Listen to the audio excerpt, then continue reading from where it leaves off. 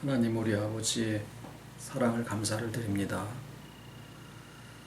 볼 수 없는 모든 것들을 믿음의 눈으로 보게 하시고 먼지와 같은 우리의 삶도 또 빛이 날 수 있도록 복음 가운데 또 깨달음 가운데 있게 해주심을 감사를 드립니다.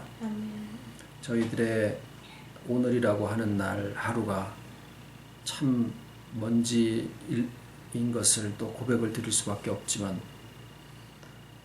어떤 것도 우리 스스로의 의의를 또 의지하지 아니하고 오직 우리 아버지 영존하신 주권과 그 작정하심이 우리의 오늘이라고 하는 날 가운데 살아 역사하심을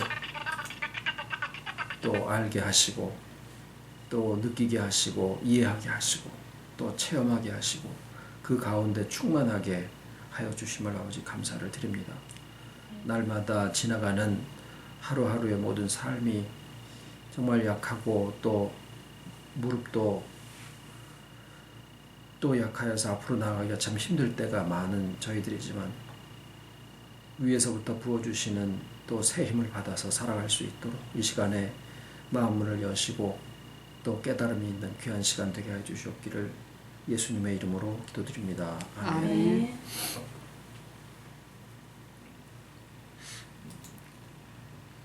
오늘 말씀은 마태복음 21장 1절로 5절까지입니다. 마태복음 21장 1절로 5절. 저희가 예루살렘에 가까이 와서 감람산 벳바게에 이르렀을 때에 예수께서 두 제자를 보내시며 이르시되 너희 맞은편 마을로 가라. 곧 매인 나귀와 나귀 새끼가 함께 있는 것을 보리니 풀어 내게로 끌고 오너라. 만일 누가 무슨 말을 하거든 주가 쓰시겠다 하라. 그리하면 즉시 보내리라 하시니 이는 선지자로 하신 말씀을 이루려 하심이라. 일러스되 시온 딸에게 이르기를 내 왕이 내게 임하나니 그는 겸손하여 나귀 곧 멍에 매는 짐승의 새끼를 탔도다 하라 하였느니라.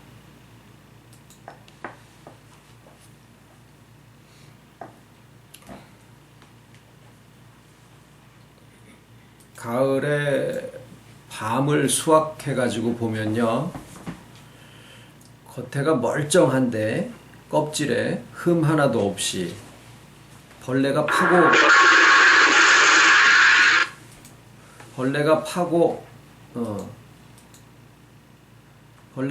들어간 흔적도 없는데 잠깐만요.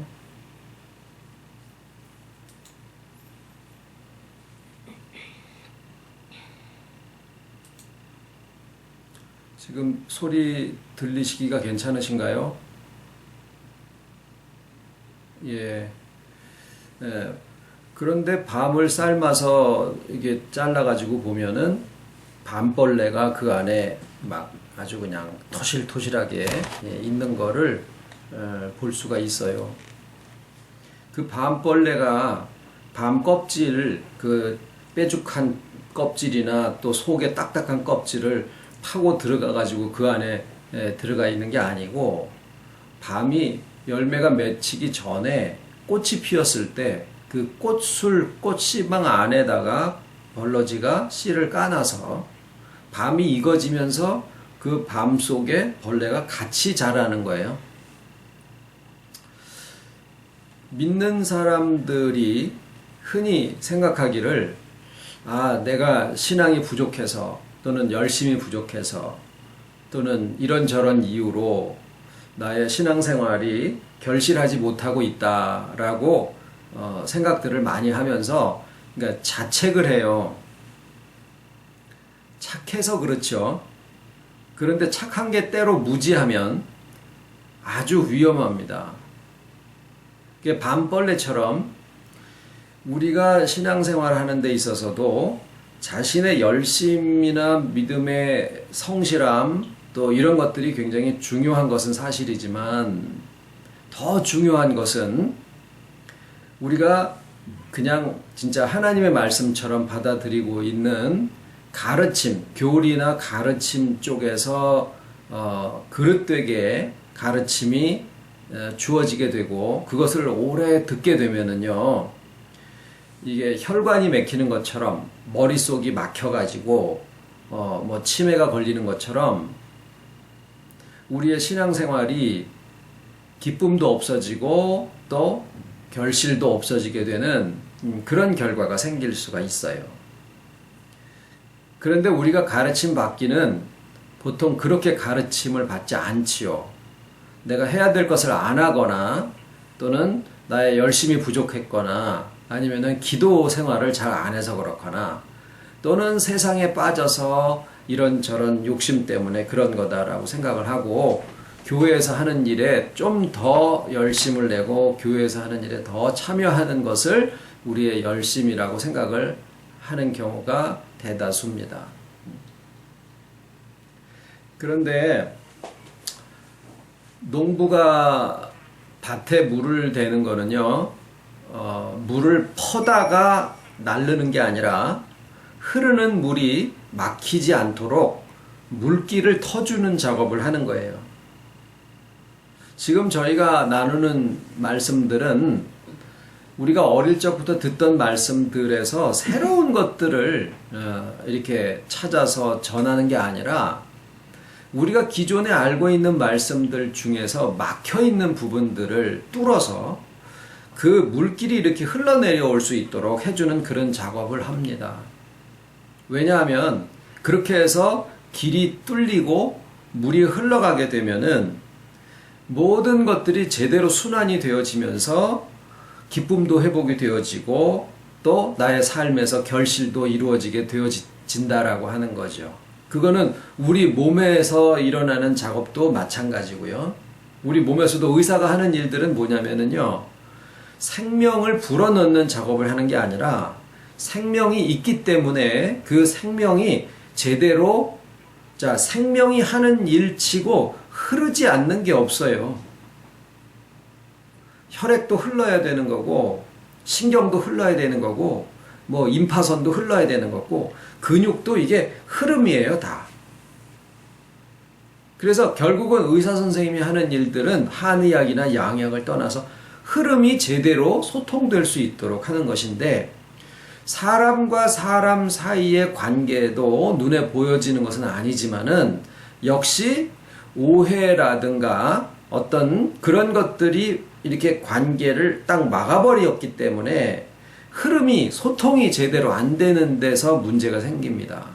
그래서 이 사람과 사람과의 관계도 역시 뭐예요? 막힌 것을 뚫어서 그 막힌 것이 소통이 제대로 되어질 수 있도록 해주는 작업이 또 우리의 신앙생활의 한 부분을 차지하게 됩니다.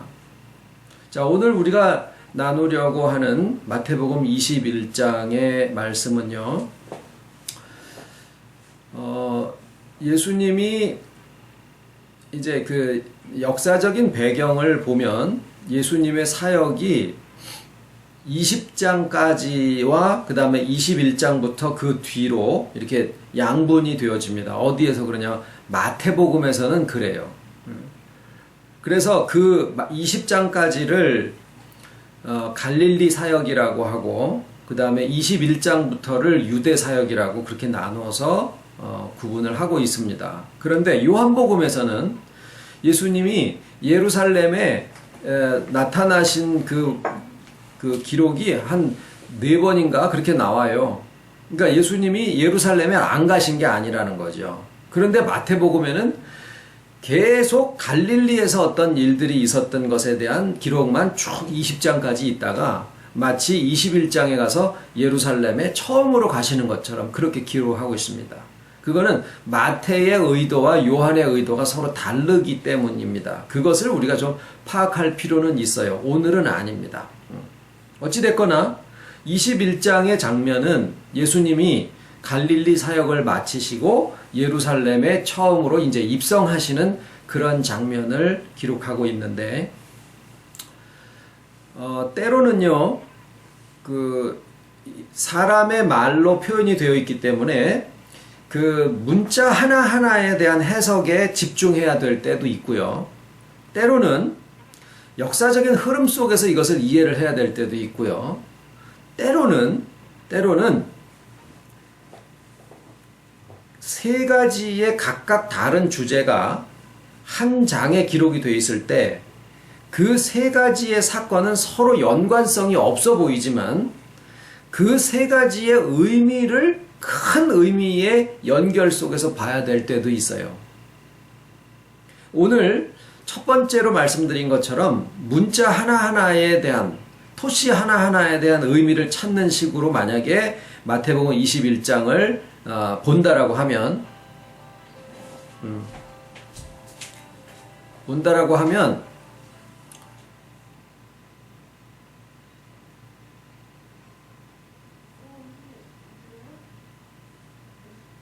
소리가 안 들리실까?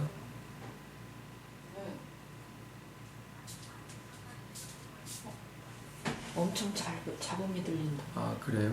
예. 지금 얘기 드렸어요. 잠깐만요. 예.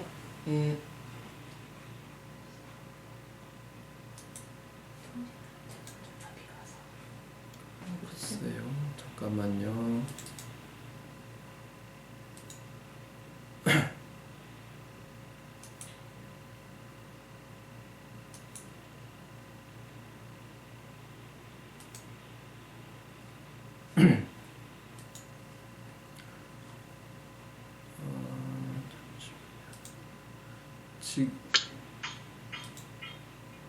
지금은 어떻습니까? 예.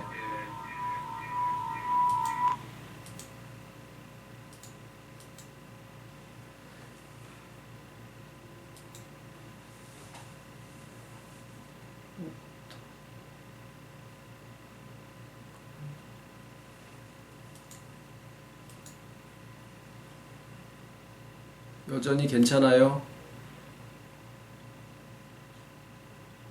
잠깐만요. 마이크 켜고. 네, 지금은 어때요? 퍼져요? 마찬가지입니까?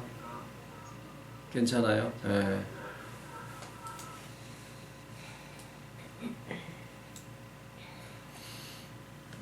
자, 이거를 이제 세밀하게 본다 그러면,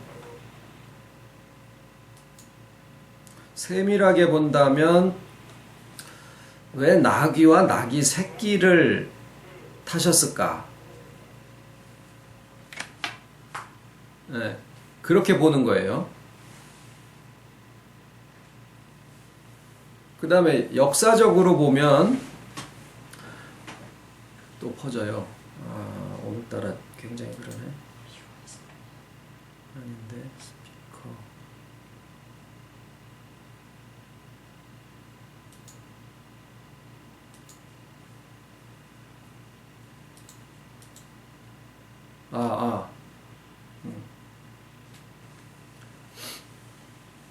자, 그러면은 이제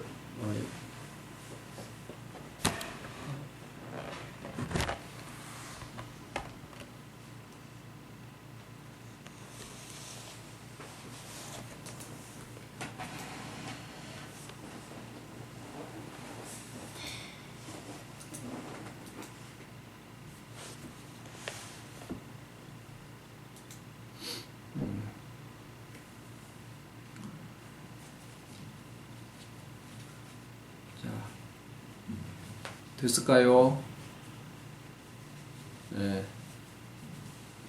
마이크가 지금 좀 제멋대로 돌아가는데 왜 그런지 지금 갑자기 못 찾겠네.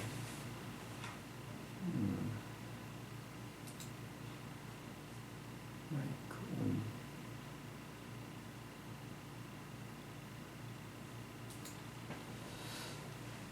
네.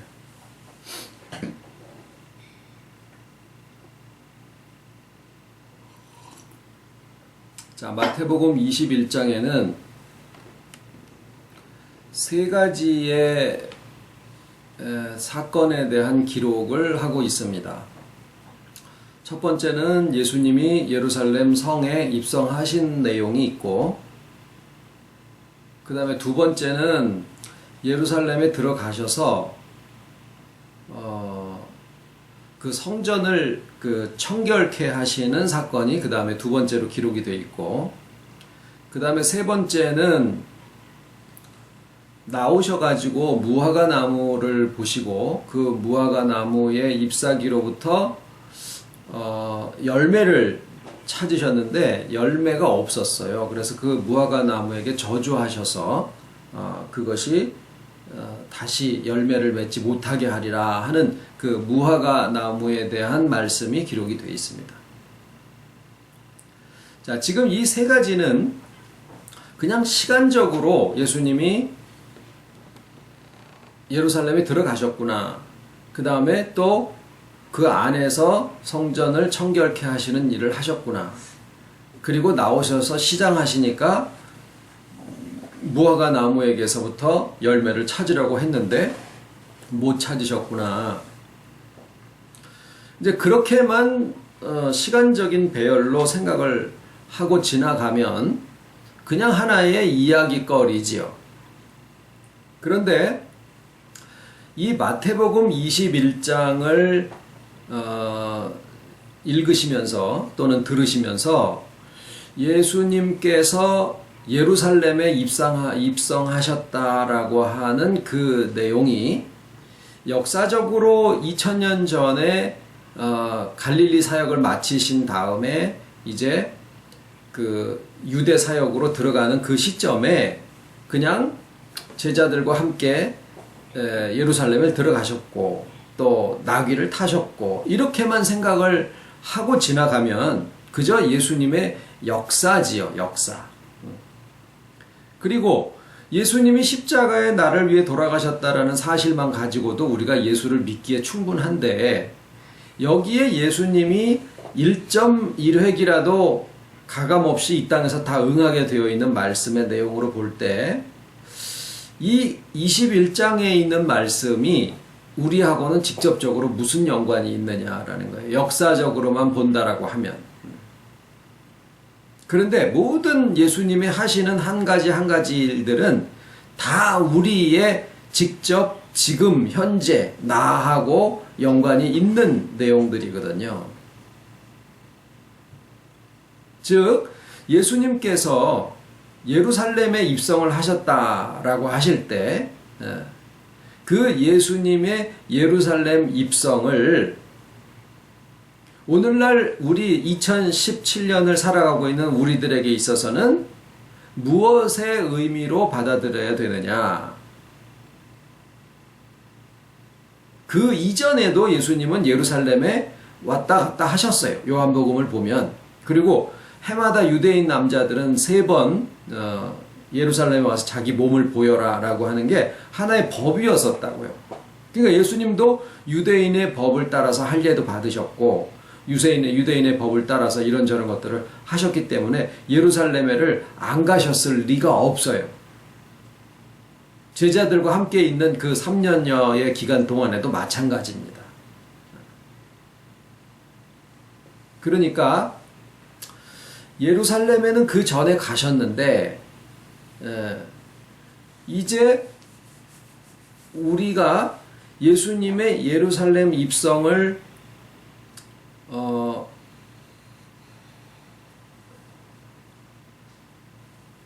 예루살렘의 입성을 이제 어떻게 생각을 하는 게 좋으냐 하면 우리가 구원받은 사건은 이미 그 전에 되어진 일이고 예루살렘에 입성을 하신 그 사건은 우리가 이제 주님의 임재의 사실을 주님이 우리에게 임재하신다라는 그 사실을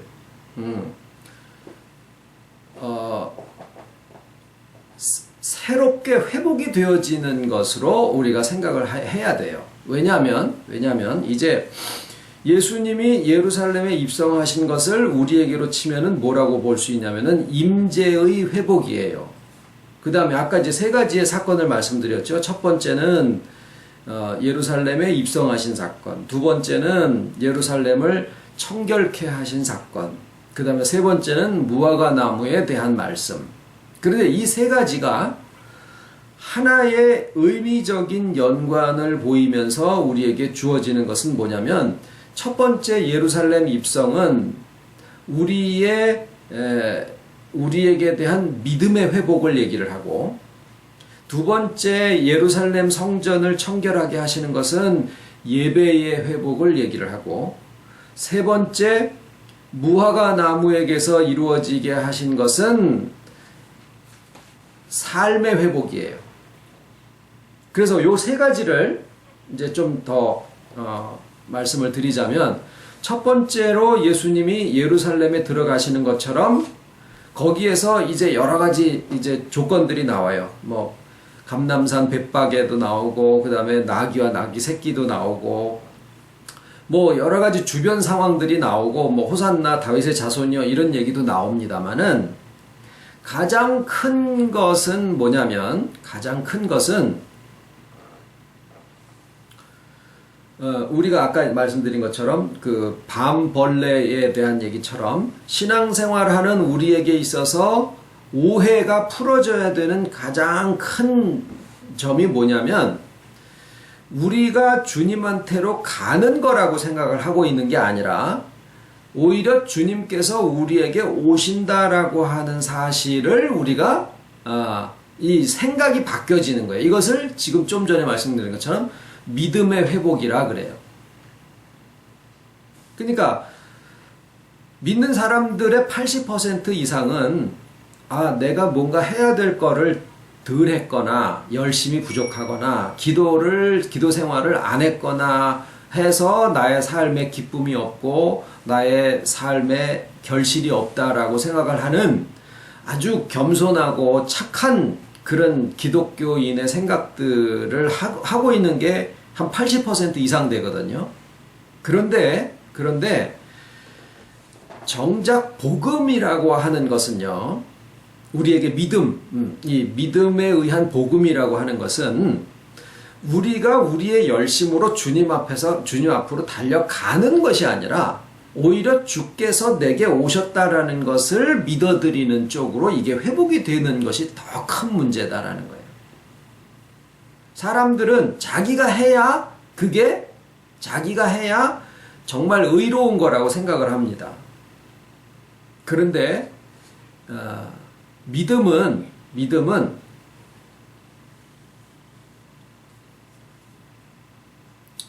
나의 의가 아니고 하나님의 의를 내가 받아들이는 거거든요. 그런데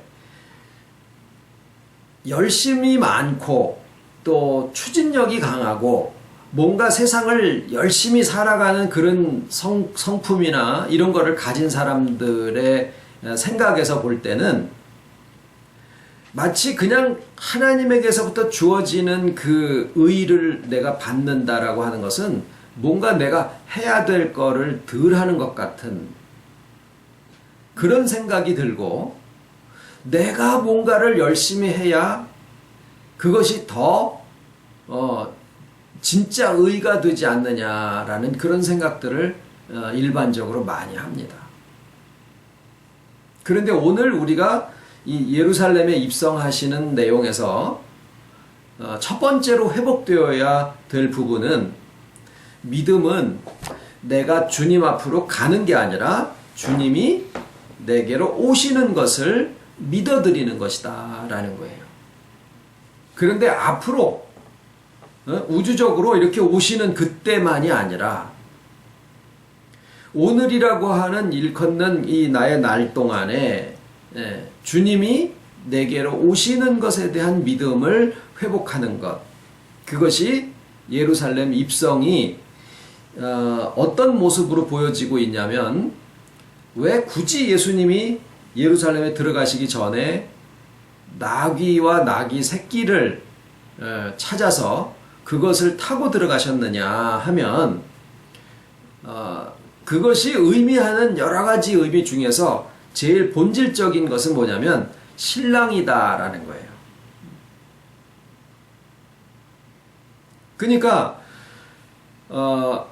신부가 그 앞에까지는 나가서 맞을지 모르지만, 한국에서도 그렇고 유대인들도 마찬가지로 신랑이 가서 신부를 만나게 되어 있지, 신부가 신랑한테 가서 만나는 게 아니에요.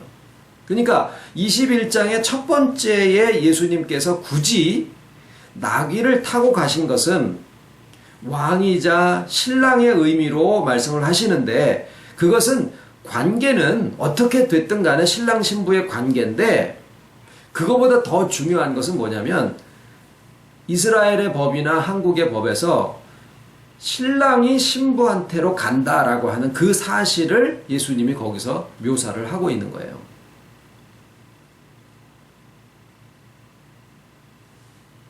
자, 그것이 첫 번째입니다. 그 다음에 두 번째, 그렇게 해서 예수님이 이거 자꾸 소리가 신경이 쓰이는데, 이게 소리가 신경이 안 쓰여야 편안한 마음으로 말씀을 들으실 텐데, 잠깐만요. 마이크 부스트를 끄고 이걸 높이면, 자, 지금은 좀 어떻습니까? 너무 작나요? 근데 마이크가 제멋대로 막 지금 왔다 갔다 하네. 오토 컨트롤을 끄고, 자, 지금은 어떻습니까? 흩어져요?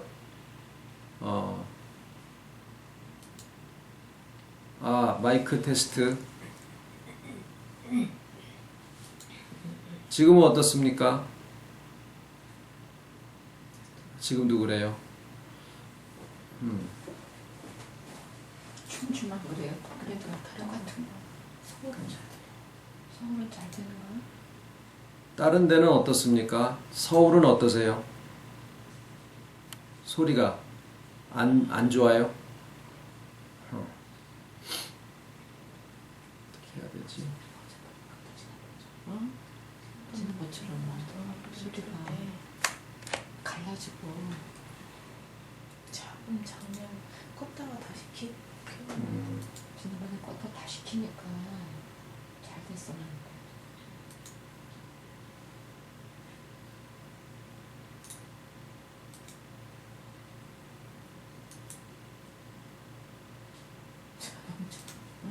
작은 장난.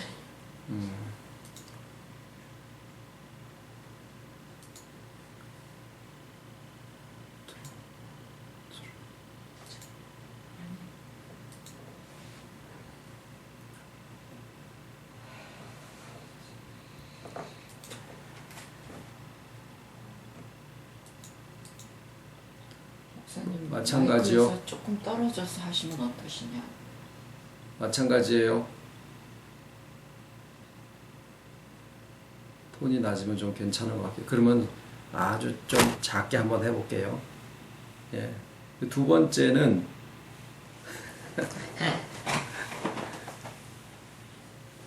그러면은 두 번째는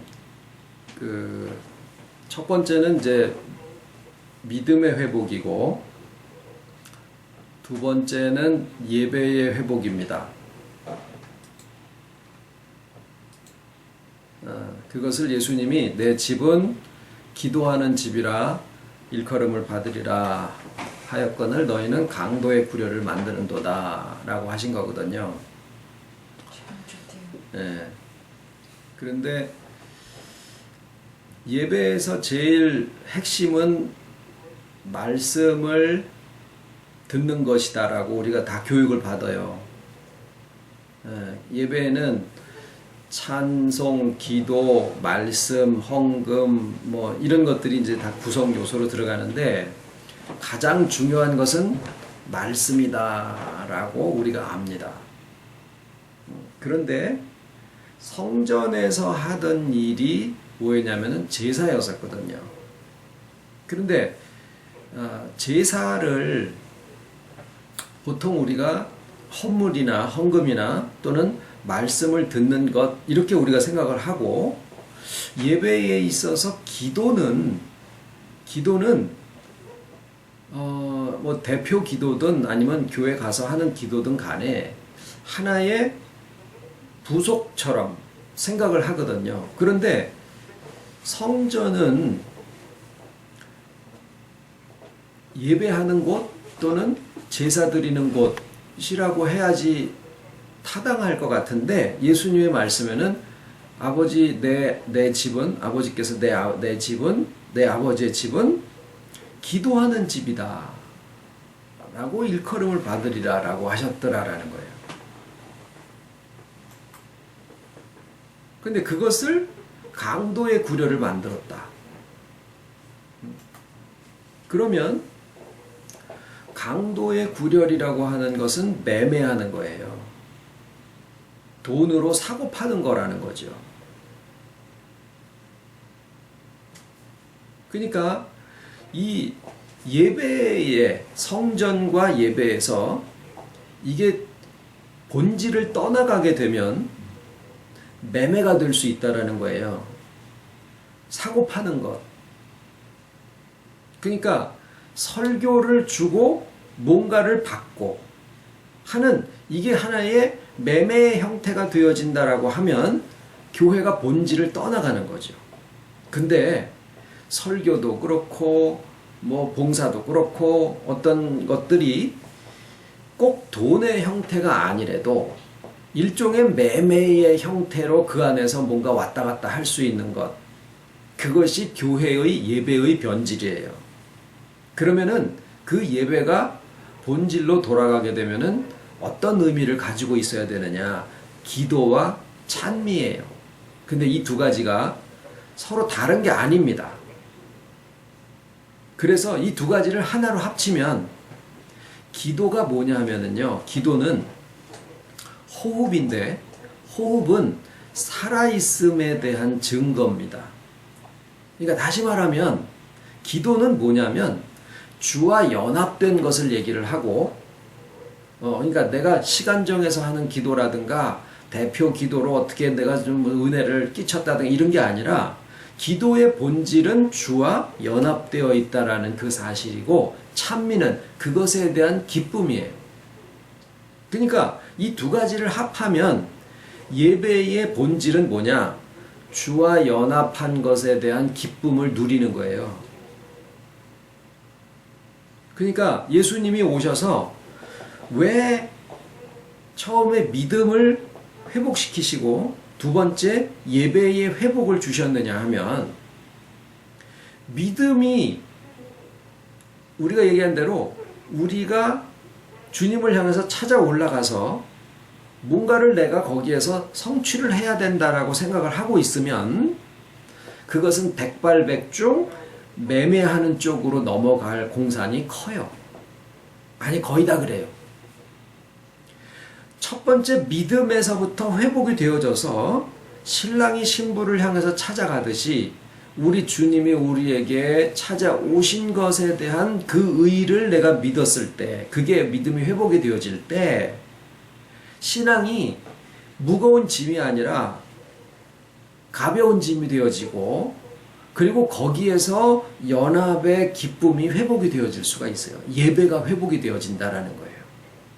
여러분 교회 가서 예배를 드릴 때 얼마나 그 사람들 사이에서 저 사람이 나를 어떻게 보고 내가 저 사람보다 잘하니 못하니 저 사람이 나보다 더 인정을 받니 못 받니 목사는 설교를 내가 잘해서 사람들한테 인정을 받았니 못 받았니 이런 모든 것들이 다 매매하는 쪽으로 바뀌어질 공산이 많다라는 거예요. 그러면 세 번째는 뭐냐면 무화과 나무에 대한 예수님의 저주입니다. 이게 그냥 괜히 거기에 이렇게 툭 가서 기록이 되어 있는 게 아니에요. 그리고 이제 이 무화과 나무에 대한 예수님의 저주가 이해가 안 돼서 심지어는 예수님을 핀잔하는 목사들도 있어요. 아니 무화과 나무 때가 안 돼가지고 열매를 안 맺은 건데 거기에 가셔가지고 열매를 찾으시고 그게 없다고 그걸 저주하시는 예수님이 그 참 왜 그러셨을까 이러는 양반들도 있어요. 그거는 이 전체의 21장 속에 흐르는 그 이 의미적인 맥락을 생각을 못했기 때문에 그러는 거예요. 그러면 여기에 무화과 나무에게 하신 말씀을 왜 삶의 회복이다라고 아까 말씀을 드렸느냐 하면 그것이 결실에 대한 문제이기 때문에 그래요. 우리의 삶은 결실이 있어야 됩니다. 무화과 나무를 심는 이유가 무화과 나무 잎사귀를 얻고자 하는 게 아니라 결실을 얻고자 하는 거거든요. 그런데 왜 무화과 나무가 잎사귀가 있고 결실을 못하고 있는 것에 대해서 그렇게 혹독하게 저주를 하셨을까? 이 부분을 그냥 무화과 나무다라고만 생각을 하면 이해가 안 돼요. 그런데 이 무화과 나무가 등장하는 에덴 동산의 사례를 연관지어서 생각을 해보면 이해가 됩니다. 아까 뭐라고 말씀드렸냐면 첫 번째 믿음의 회복, 두 번째 예배의 회복, 그 다음에 세 번째 삶의 회복인데 삶은 에덴 동산에서 무화과 나무 잎사귀를 따서 그것으로 치마를 해서 자기의 수치를 가리웠다 그랬거든요. 그럼 그게 뭐냐? 그게 뭐냐? 그냥 이렇게 결론적으로 말씀을 드리면 무화과 나무 잎사귀로 치마를 해서 자기의 수치를 가렸다라는 것을 쉽게 말씀을 드리면 의로운 채 하는 거예요. 의로운 채. 그게 잎사귀예요. 또는 지혜로운 채 하는 거예요. 또는 신령한 채 하는 거예요. 왜? 그렇게 해야 인정받을 것 같으니까. 자기에게나 다른 사람들에게. 그래서 의로운 채, 그렇다고 또 오해해서 의로운 채 안 하려고 괜히 막 그냥 망나니짓하고 욕하고 그렇게 할 필요도 없어요. 여기서 얘기하는 것은 뭐냐면 삶이 회복되어야 된다라는 거지 이쪽이고 저쪽이고 가서 채할 필요가 없다라는 거예요. 예수님이 바라시는 것은 의로운 모습을 보는 것도 아니고 신령한 모습을 보자고 하시는 것도 아니고 지혜로운 채하는 것에 예수님이 속지도 않으신다라는 거예요. 무화과 나무의 무화과 나무는 다 왜 하필 무화과라는 게 등장을 하느냐 하면요. 무화과는 꽃이 피는데 열매 속으로 꽃이 피어요.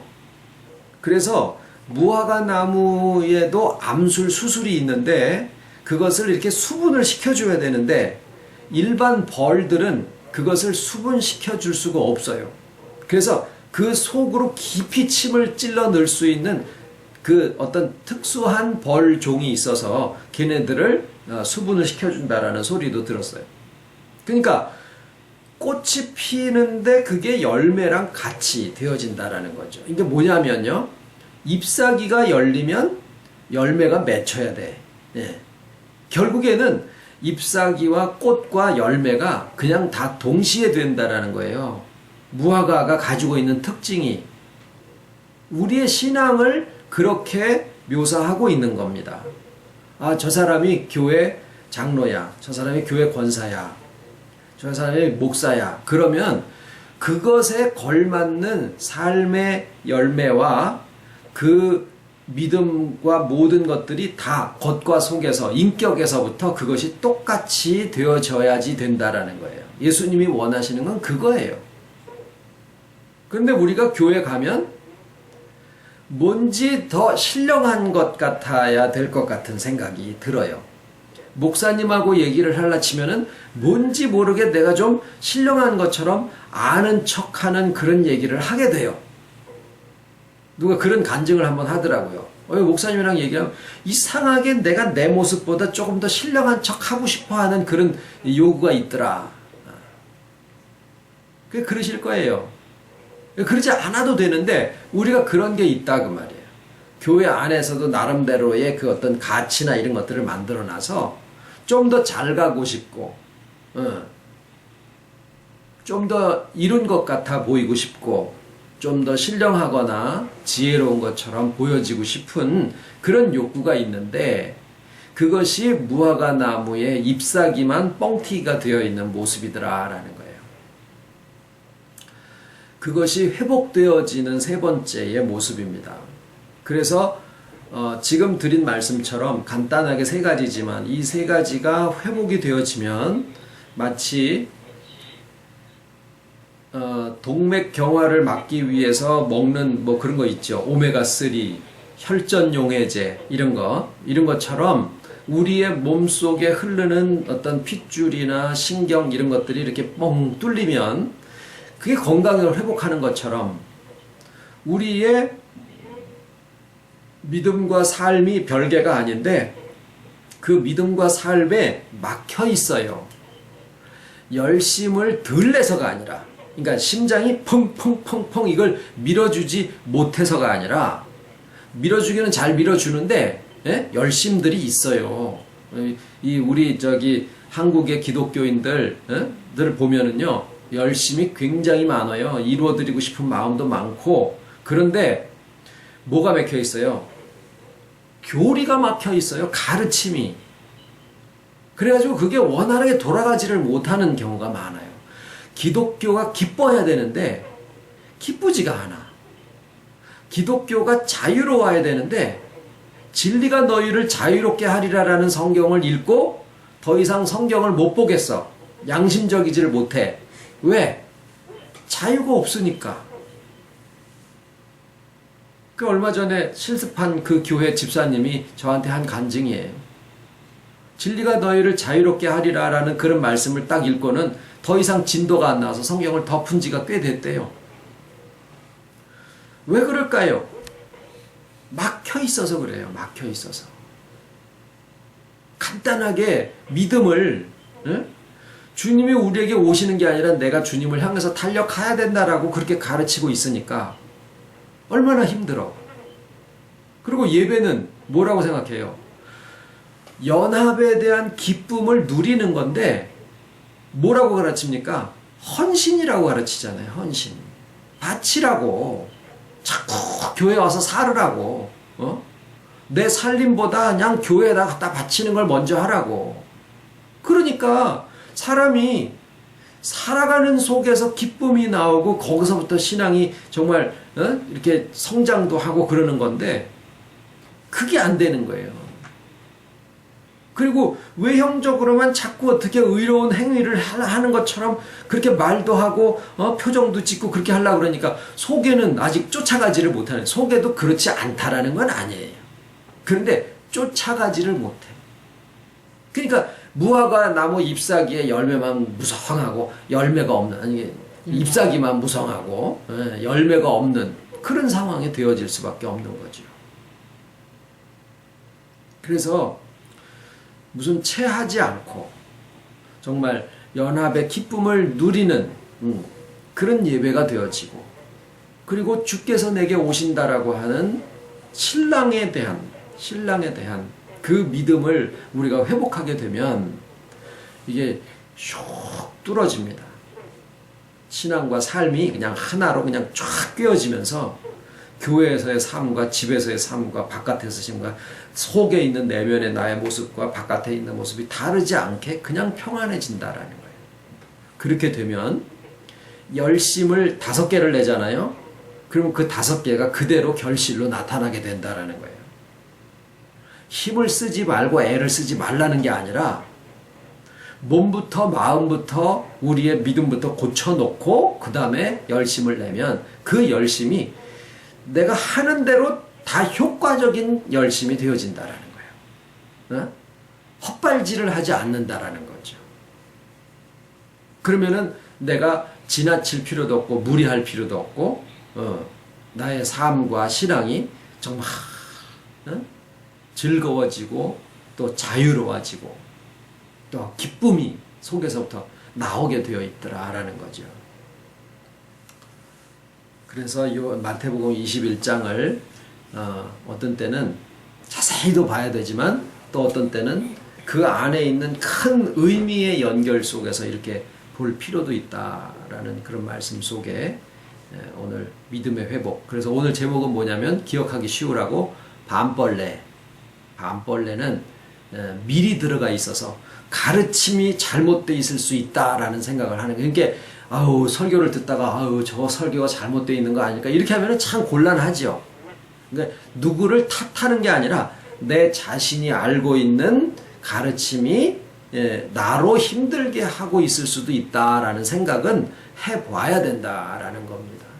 주님 가르치신 기도로 예배 마치겠습니다. 하늘에 계신 우리 아버지, 이름이 거룩히 여김을 받으시오며 나라의 마옵시며 뜻이 하늘에서 이룬 것 같이 땅에서도 이루어지이다. 오늘날 우리에게 일용할 양식을 주옵시고 우리가 우리에게 죄 지은 자를 사하여 준 것 같이 우리 죄를 사하여 주옵시고 우리를 시험에 들게 하지 마옵시고 다만 악에서 구하옵소서. 나라와 권세와 영광이 아버지께 영원히 있사옵나이다.